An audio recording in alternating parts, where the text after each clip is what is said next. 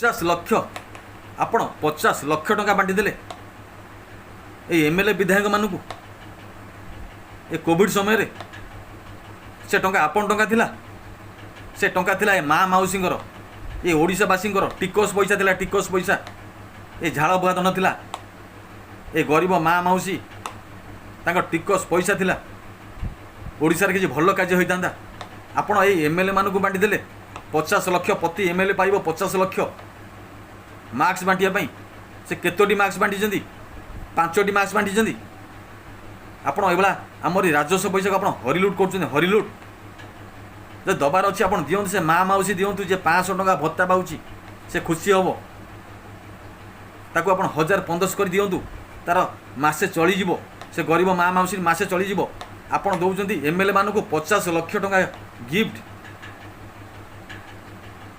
ତାଙ୍କୁ ଦେବେ ପେନସନ୍।